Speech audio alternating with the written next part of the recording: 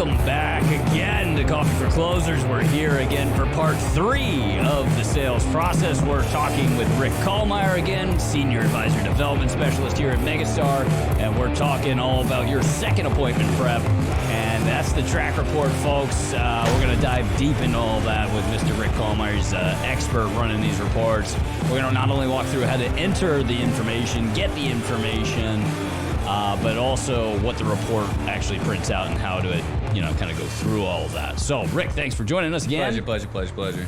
Track reports, TrackMan, right? We're also, I think, going to cover what the information means, right? Because that part's important too. Yes. Yeah. So, in our last episode, we talked a lot about the, obviously the first appointment, but getting some particular information from those federal employees that you have on the phone in that appointment. Yep.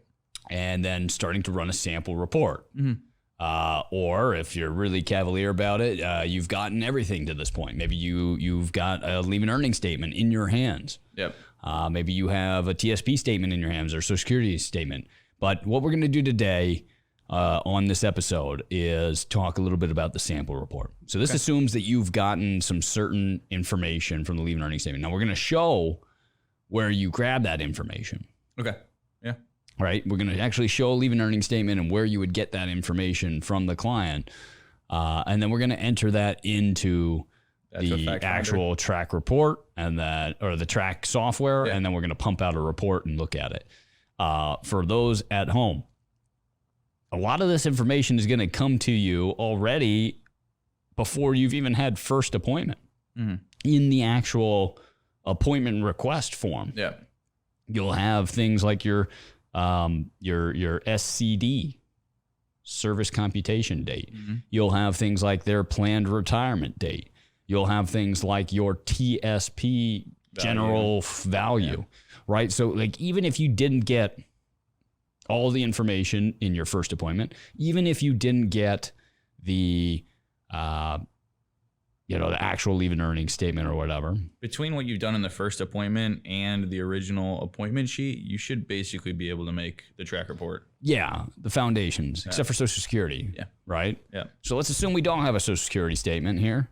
Let's assume we just got certain information on the form or from the form and certain information from the first appointment. And we're going to take that and we're going to put it into the track software. Now, everybody at home, feel free to realize that Rick and our team here are more than capable to run these reports for you. But there's nothing beats actually having this software and being able to manipulate it on site or in appointment with the client should there be a mishap in the actual report or something that needs to be changed.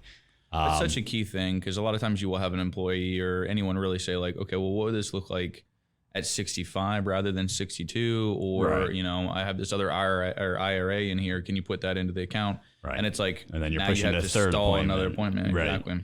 So being able to manipulate is if there is a way for you to shorten the appointment process from maybe a 3 appointment process to a 2 appointment process, one of the keys would be having a track fact finder or a track software that you can manipulate right then and on scene. Unless you're only looking for a TSP rollover. You're not looking to that and talk about other assets. You're not looking for any other conversations about total wealth planning, and you're solely just going to transfer some TSP assets, then maybe that's irrelevant. But in this case, what the general practice of advisors in the Megastar program is a holistic plan, and that means talking about outside assets potentially.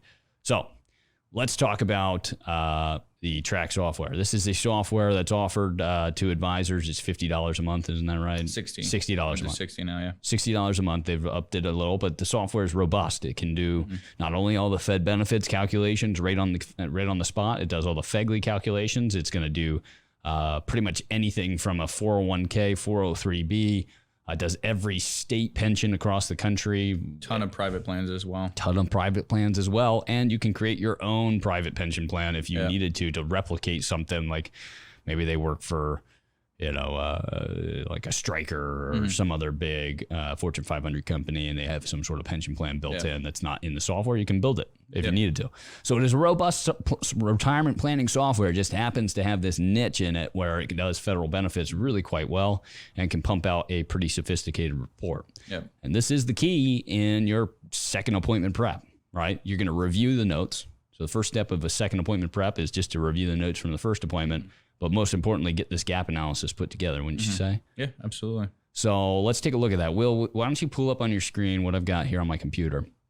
And we're going to look at it. On the left side of the screen, we've got a leave an earning statement. And again, this is either a form that the client has sent to us, which is the leave an earning statement is their pay stub, okay? And we'll examine the different sections of this and so on. But also, maybe we didn't grab it. Maybe we just grabbed it. Maybe we familiarized ourselves with it and we just grabbed the particular pieces of information. I'm going to highlight the information pieces that we'd absolutely need to have in order to run a successful track report. So first things first, when I'm coming in, on the lead sheet that you got when you first started with the program, the appointment request form, that had their goal retirement date on it.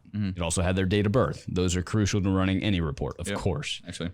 But what we need from their leave and earning statement, the stuff that might not be exactly right from the lead appointment sheet, they might not have known what that SCD, service computation date, is. That is right there on their leave and earning statement in box 11. 9 times out of 10, it's in box 11. There are other types of federal pay stubs. This is one from the Department of Defense, but this is what they generally look like. This is the most popular ones. There's other ones that look kind of like this with a little less information on it. And then you've got the Postal Service one, which is wildly different. Yeah.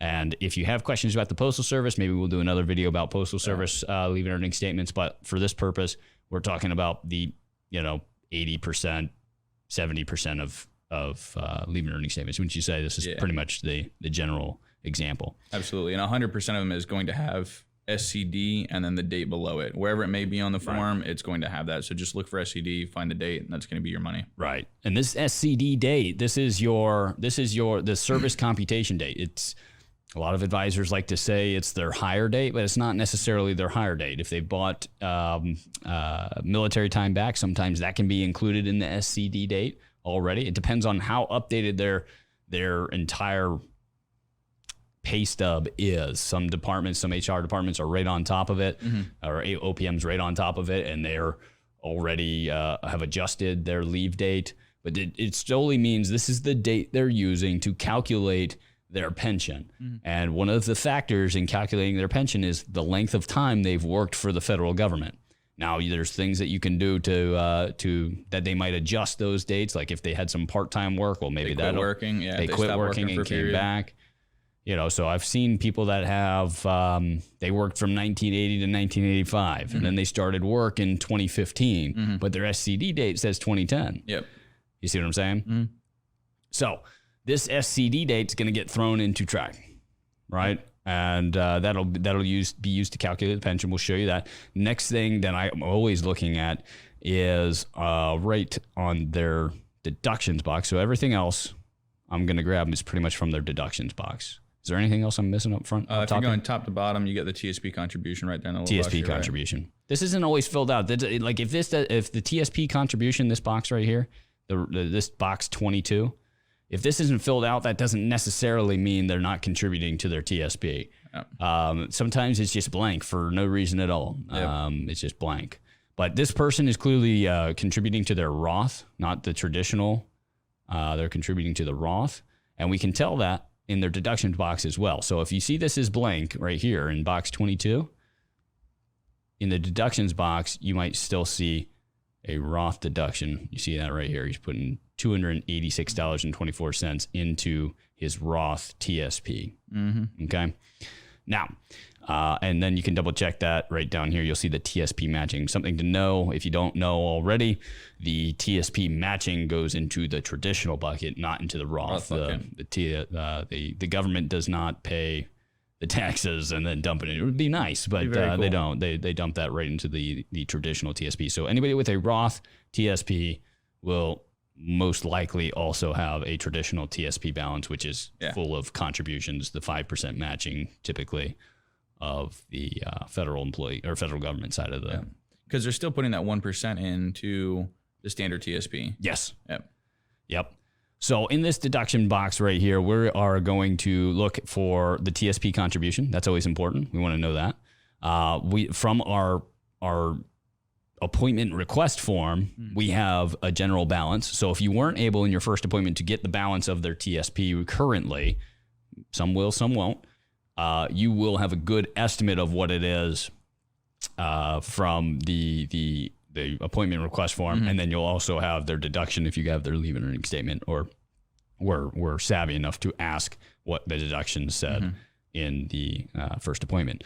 Now, the next thing we want to know is the retire FERS deduction. So this retire FERS deduction, we want to know this code K right here, and then we want to see this 2290. And we touched on that in the last video. What does code K mean? Means they're FERS. Means they're FERS. It also means they're traditional FERS. If you see KR, that means they're a FERS Ray employee. If you see KF, that means they're a FERS Fray. A FERS Fray. And those are reduced and further reduced versions of the traditional FERS pension. Now, it means they still get the same FERS paycheck. It just means they're contributing more to the pension to receive that same FERS benefit.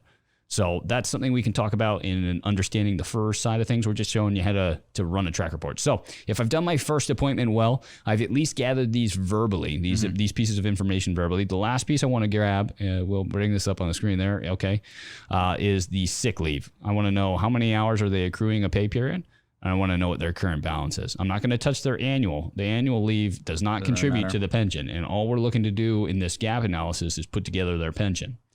So let's go into the report knowing all of this stuff. On the right-hand side here, I've got what's called Track Online. Now, Track Online is the $60 a month version. And this is going to be kind of short, right? I'm going to walk through. There's more ins and outs, and we can do a specific version on Track on what all the little bells and whistles do. We're going to stick just to the Fed benefit stuff, okay?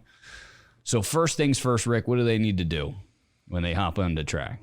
Set up the client naturally. You need to make the client's name, account, and then go into it. So we've already done that. We did the valued client here just to do a John Doe example here. Well, as you're walking through, obviously you need to figure out if they have a spouse or not. Put the spouse information in. If they don't, skip over that. Yep. Strongly advise if you're running this on your own until you get the chance to really play through a couple of John Does to use the conservative account. As you see right there, the cash balance accounts, transition that to the glide path. Click that yes. So we can use a conservative. What that do is that's going to base the growth in all of the accounts within the report, because right now you're in the setup page, you're setting up the future report for it. That's going to base it on a 7% outside of 20 years, a 5% outside of 10 years, and then a 3% anywhere from 1 to 5 years. So it's going at a very conservative growth path, and the reason it's doing that is because it doesn't take into losses. This is for all of the cash balance accounts. So anything that would have a cash balance in it, that means your TSP. That means for any IRAs you might put in there, any 401ks, anything else that you might put in there that is a cash balance. This does not affect the FERS pension. This does not affect the Social Security outputs. Those are all going to have their own factors, obviously. This is just talking about those cash balance accounts.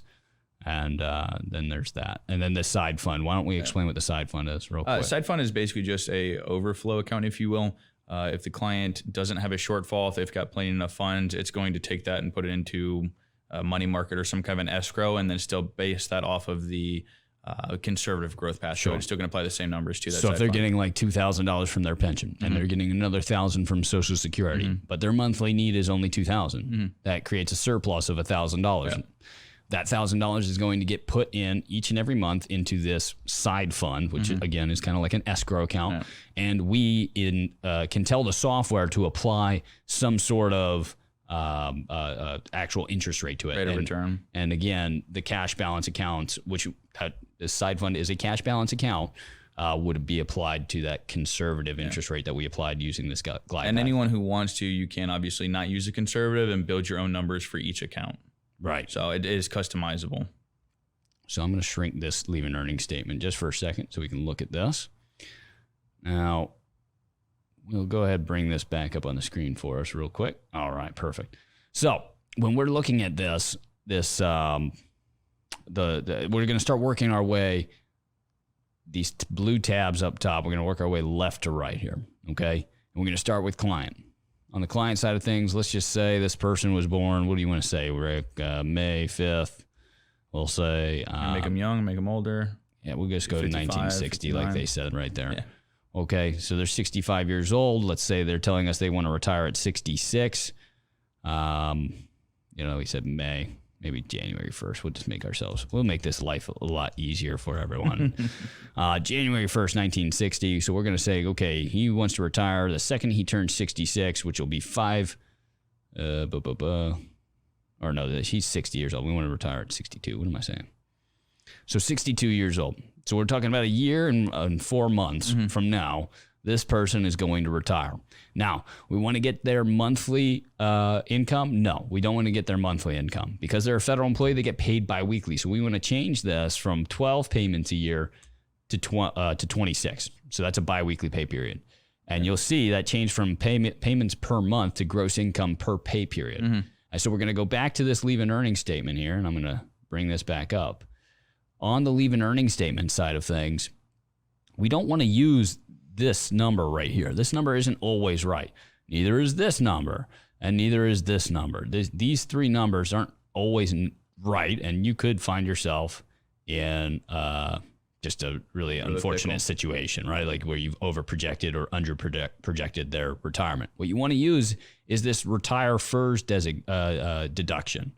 So this $22.90, we're going to do some quick math on that. And I'm going to pull my calculator out. Actually, I'll bring that up on the screen so everybody can see this. What I'm going to do, I'm going to go ahead and do that, what was it, $22.90, right? $22.90.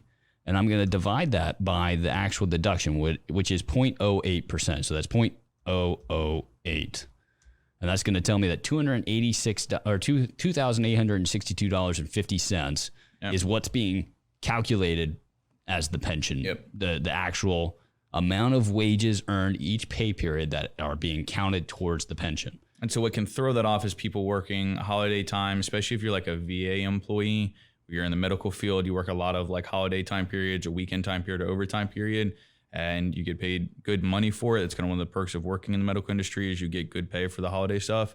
All of those hours don't count towards your actual FERS retirement. It counts to your money, you get paid for it, but they're not going to take the surplus funds and count it to your retirement. And you can kind of see, like in this example right here, you can see that the regular pay right there is exactly right. But again, sometimes not always right. Sometimes there's cost of living adjustments. I've seen that where there's regular pay and it's like $1,000. Yep. And then there's a cost of living adjustment. Like a locality pay. Like a locality pay that adds another $3,000 to it. Yep.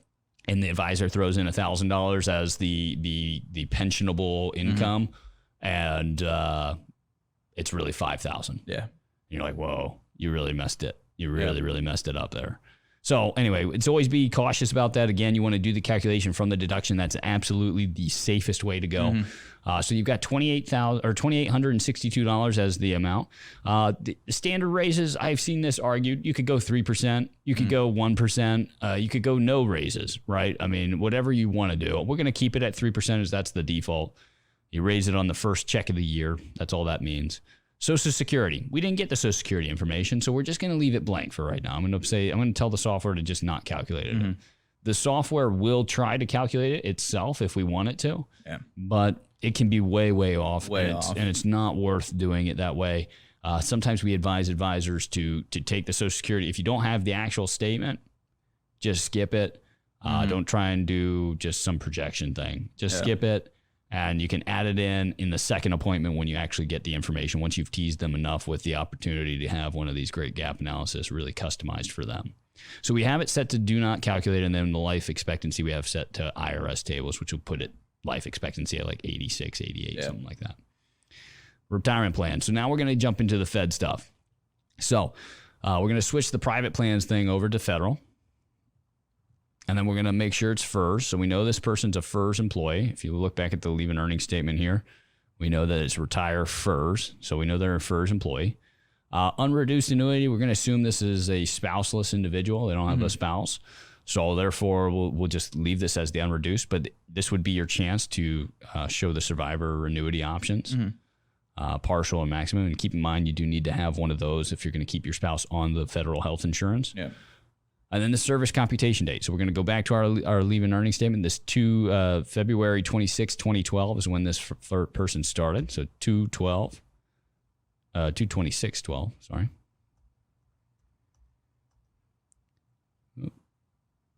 Yeah, if you don't put the 2000 and it throws it around. Yeah. 02/26. It's weird. We hit 2020 and it started doing it. It wasn't until this year where it started really messing it up like that. Really? Okay. And what I do like is Track actually updated this year. You used to not be able to exit out of the spouse's birthday. If they didn't have a spouse, it left it as a default 1/1/1960. You can actually click the little X now to delete it, and it won't have that in the actual Beautiful analysis stuff.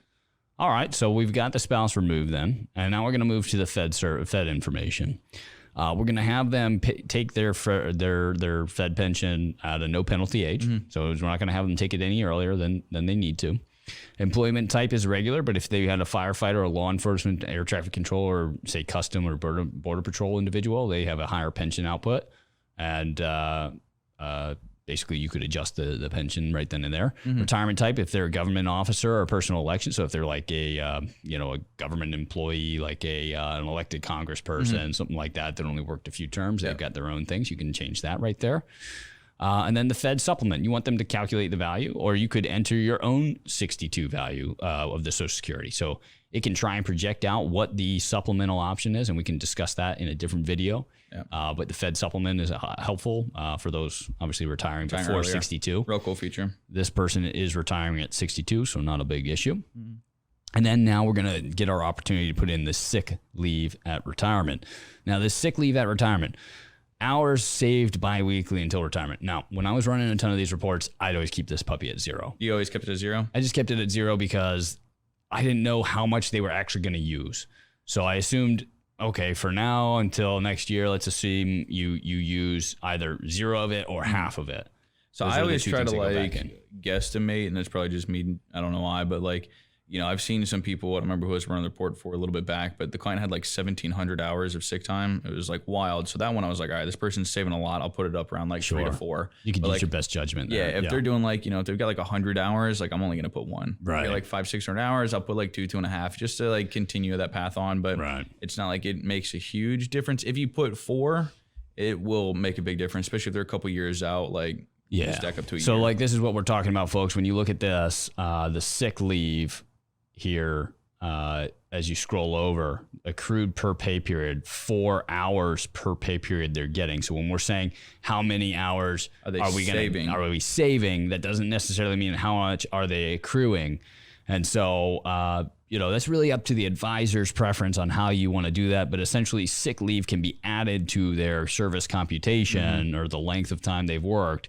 And sometimes, it's not always, but it can push somebody over the edge into a new bracket or whatever. And it can pull your retirement back 6 months, Yeah, right, exactly. So it's nice, very, very nice. So this person has 24 current hours. Balance, so 24 hours. So I'm going to keep this person at 0. Let's assume for the next year they don't save 1 more hour of sick leave. That's 24 total hours, current accumulated leave hours saved. So again, that's going to be 0.0115 additional years of service credited at retirement.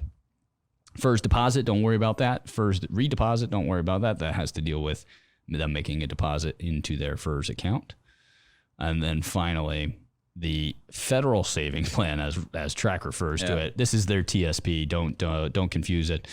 So let's assume that in our appointment request form, we know that they had $200,000 in their Roth TSP, because that's what this person has, is a Roth TSP. We're going to go ahead and just throw that over here, $200,000. So, and I actually get asked this quite a bit, whether to use percent of pay or to use a dollar value when you're contributing.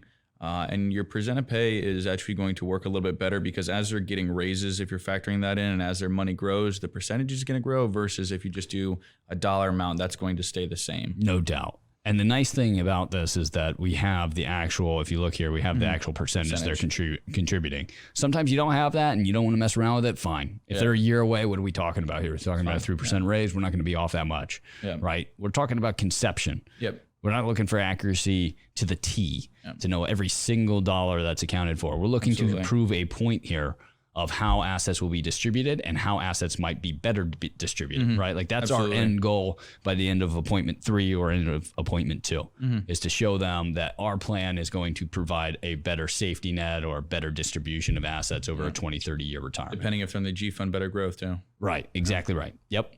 So when we look at the federal savings plan, and we look at this Roth account, we know that, again, you have your option to contribution method, percent of pay. That's what Rick was talking about just now. And we have a Roth account in this situation, but if you had a traditional, you'd do the pre-tax side of things. And we know it's 10% contribution. Future contribution method, I guess it would be also a percent of pay, number of years before changing contribution. Like you could mess around with this if you wanted to. We're going to leave that alone just for the rest of this. And then annual increase method if there's like an increase in wage or whatever. So like if we really knew that, we can mess around with it. I don't see a lot of folks messing around with this stuff too much. And then distribution method. So this account, this part of it means how do you want these assets taken out of the TSP? Do you want them to just cover any need? That would be the use funds as needed method. Or you can use any of these other options here.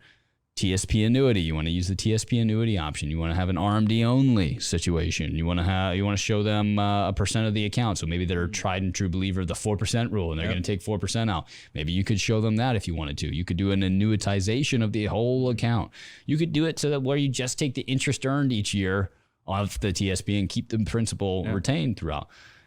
We want to show them one of two things. One, if they're tried 4% rule person and they came in that first appointment and said, oh, my plan in retirement is just to take 4%. That's what I heard is the best thing. Or I heard 3%, whatever they heard at the water cooler. Go ahead, throw that in. Show them the situation. The other side of it is, oh, I'm just going to use it as I need. Okay, great. You want to show them in this report that maybe what they thought they knew might not be the best solution possible. So I always keep that as use funds as needed, and we want the distributions to start right at retirement, right at 62 in this instance. The accounts here, this is where you'd add extra accounts if they had any others. And then boom, we're at retirement income. Now retirement income, this is what their need is. What is their monthly need? Now it defaults to 80% of income. That's the old story we've heard. You'll need roughly 80% of your current income in retirement to live the same life. Okay, fair enough. If not, if we don't want to use that number, we can make our own number, or we can, if we do our jobs great in the first appointment, we can walk into the second appointment knowing exactly what their need is. Yeah, if you've done a good job to the first appointment, kind of talking about what their retirement goals are, what they're looking for. Are they gonna? My couple examples I use: are they going to buy an RV? Are they going to travel? Are they going to move closer to the grandkids and be with them? Are they going to really be spending money, or are they just going to do the same thing they've been doing for the past 10 years, just not have to go to work? Yeah. If you get that idea together, that's going to help this whole section a lot more because you've got stuff to go back to. Again, you're planting those seeds, you're picking up the nuggets. You're coming back now saying, okay, how are we going to pay for the RV? Right. How are we going to move the house? You know? So where you kind of dive into that actual need process. Yeah. And so knowing this about your track report and watching this video before you ever do your first federal appointment, it's important. Now this is something that's going to help you really illustrate the distribution of assets a lot better.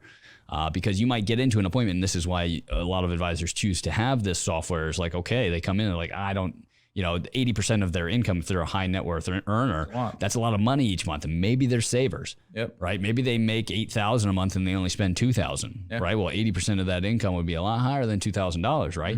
So therefore, you might sit down in that first appointment with somebody, show them the distribution of assets, and they're like, well, hold up here. I don't spend $6,000 a month. You're like, oh man, I got to rerun this. Let's come back a week from now and I'll show you a better distribution. No, you want to be able to flip that puppy and go the other way. Or if you're really, really smart and you're really, really good at this, that first appointment, you're asking, what Rick was talking about here, which was, the distribution of assets, means we need to know what kind of need you might have. What are your plans in retirement? What are your fixed expenses that don't change every single month? Blah, blah, blah. Yep. So back to the report here. When we look at this, we've got 80% just set, and we'll use that for our illustration purposes here. And then the cost of living adjustment. I like to tell advisors this is inflation. Yep. That's what this is. This 3% number is inflation. You're talking about the increase, the cost of living adjustment on your retirement need, right? Retirement income. So your retirement income need. So what's the cost of living adjustment to your income needs? Well, that's inflation, right? The cost of living has gone up. Okay. So 3% inflation, we have that set. And now we're going to go to our calculations. We're going to take a quick look at this. Wow, huge shortfall, right? At 80%, right? 80% of income.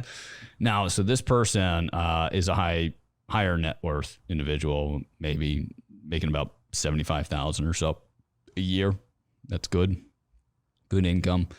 We didn't calculate Social Security. That's why. We didn't. Oh, okay. Yeah, that's right. Disgusting. Okay, I'm missing that. You're like, wait a second. I was going to say, wait a second here. No, but we didn't calculate Social Security. So there'd be another like $2,000 in it. Let's go ahead and throw some Social Security in here just so we can show the folks at home what the software is going to look like.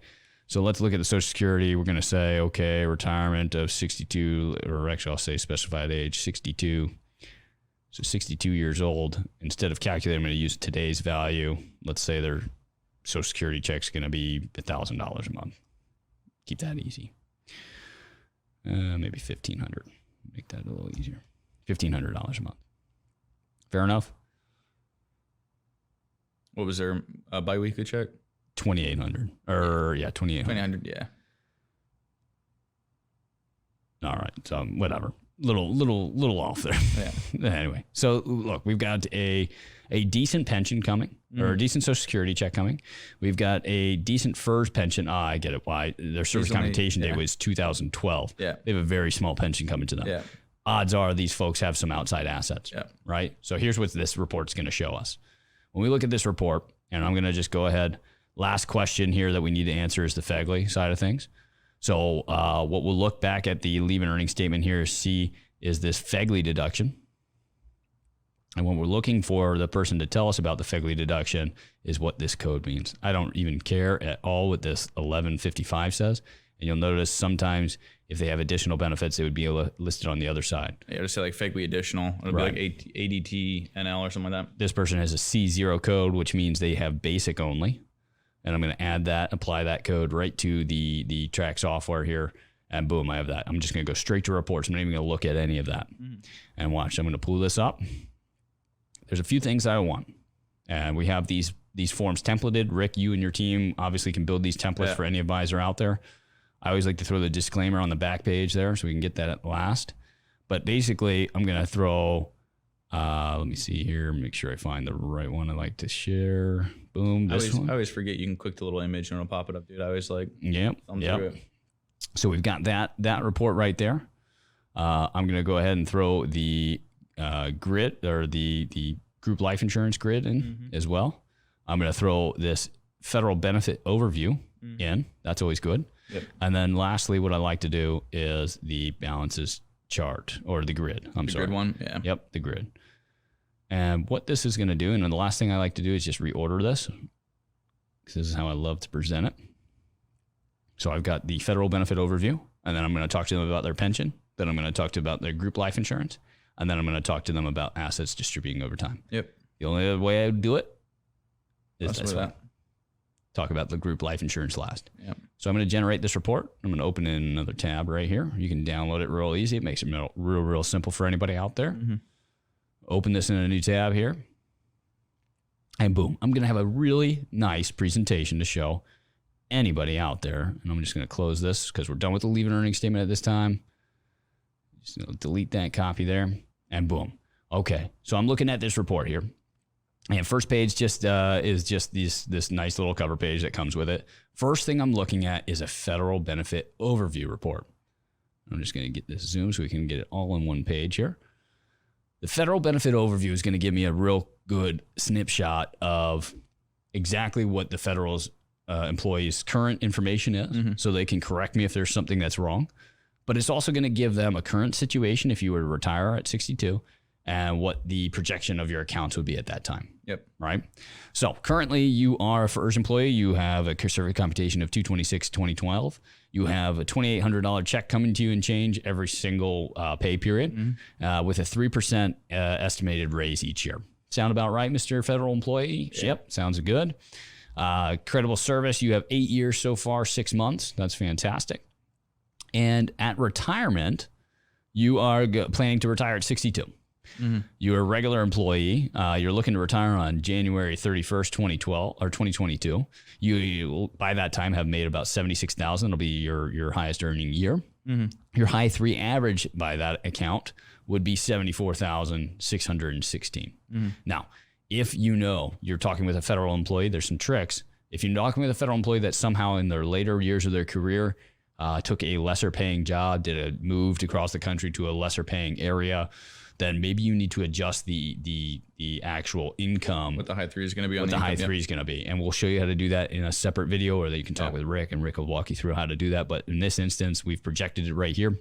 Years of service, 9 years, 11 months.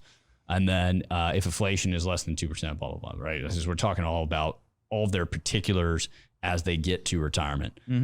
We've got their actual Roth account right here. So 200,000 is going to be right here. You're contributing 10% of income. Our pre-tax account is estimated to be at $0, but our projected balances at retirement for the Roth account would be 219,000. Pre-tax account would be 5,537. Now remember, this is the match, right? So this is what they're talking about with the match. So you see right here, it says pre-tax account is going to be 0. What? I thought Alex told me they're going to put money in there. The government was. No, they're going to say they are, but it's right here in this Roth side of it, right here, $5,537. Then the group life insurance, it does a little quick projection. So if I'm sitting with a federal employee, I can stay on this report and I can talk to them all about their current situation and what things might look like at retirement at age 70 about their FEGLI. I can talk to them about their TSP. I can talk to them about their pension. As well as their pension. Yeah, right down below, you've got the pension, you've got the underduce options. Oh, yeah. And then the rest of it, you're going to continue. So you've got all of this right here on this page. And you can say, hey, look, federal employee, when was the last time you saw something like this? And we're going to cover this in the next show, the next episode, on how you use this report in the actual appointment. But this is for our review. Now, second page of this is the pension. It's all about the pension. So next thing I would talk about with the federal employee is where they are right now. So if they were to retire at 62, this is what their pension would be, 618. And then what if they delayed their retirement a few years, right? So if we're hitting there and we're saying, man, we're really scratching close. These, we're barely making enough income to survive a 30-year retirement with how much money we saved and how much money we haven't saved.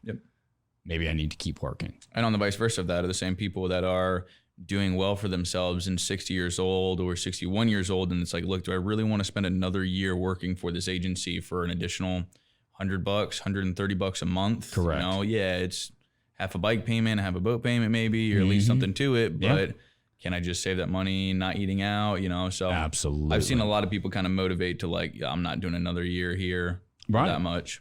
But, it makes it real nice and easy to say, look, okay, Mr. Federal Employee, look, if you waited 2 more years to retire, you'll have a 27% greater pension payout than you would if you stayed today. If you waited until 66, not only would your Social Security be full retirement age potentially, but also you'd have a 57% greater pension payout. And he's jumping a good bit because he's hitting his 10th year right there in that second year. Yeah, he's in his 10th year. Yep, so he's getting a 13% increase right there. Now, the next page right here is the distribution of assets. So right here, we're going to actually show him how quickly he's draining through that $200,000 Roth TSP. So this is a Roth TSP. So there's no taxes that need to come out of this. And he's draining it out in basically less than 10 years. And so you've got a $5,200 need based on 80% of income, which might be high for this person. But this is what I'm saying. If he had 50% income, 80% of income, I had that put into the report. And really, he tells me I really only spend about 50% of my income. I'd be having to go back to Rick Gallmeyer, calling him in mid-appointment saying, hey, I need you to adjust this, blah, blah, blah, or coming back and pushing things to a third appointment to get a better projection. So it's nice to have the report to be able to just flip, change things, or better yet, just have asked those kinds of questions in your fact finding in the first appointment. So once I've talked over the distribution of assets, how Social Security is going to work, we talk about the cost of living adjustments associated with Social Security. We talk about the cost of living adjustments, and there is one with the first pension. Talking about that with the first pension, and then how assets are distributed through this TSP and how quickly those assets will drain. And we can kind of show them like what kind of income needs they're needing to make up over their retirement. Powerful stuff. Next is the group life insurance. So maybe this person isn't really a good fit for retirement planning. Maybe our suggestion is going to be to keep working, and I can't really sell them anything with FEGLI or with TSP replacement. Well, maybe I could do some FEGLI replacement. So this person is C0. We just did a great video with Mr. Brad Pate all about a good one. The sale of life insurance. And what I get from from advisors a lot, Rick, is that people feel like anybody with C0 is just a lost cause. Yeah. Not true. If they have a wife and kids and they have C0, there should be a case made for that person, especially if they're under 65, under 62, under, maybe, whatever, assuming they don't have health issues, for them to have more life insurance. Absolutely. Right? Because if you're 60, or if you're in your 40s or in your 50s or whatever, and you have C0, which means you're basically 1 year of salary, you're basically telling your spouse that they need to make up your, in this case, $75,000 worth of income in 1 year. Yep. Figure that out. You're only giving them 1 year of your income after you pass away to make up that money, right? And then whatever other assets you might have had, whatever, but tax-free income. Yep. Stinks. So talking with them, it does some great job of illustrating the actual premium by age being paid in. Showing the accumulated premiums by age, so you'll have paid $60,000 by the time you're 90, and the actual coverage of FEGLI. So the basic life insurance is actually pretty good, but that's it. It's only 1 year's salary, right? So it's good, but it's also not really enough life insurance to say to yourself, like, or tell your wife, we've got great life insurance, we're gonna be okay. You kids are taken care of, right? And then lastly is the disclaimer. And I'm done. That's the report. Everybody wants to say the track report's too confusing, it's too hard, whatever. No, this is a very simple, easy to understand report. It looks nice. It presents well. Knowing where the information is and how to talk through it, we're going to talk through that in the next series or the next episode of the show.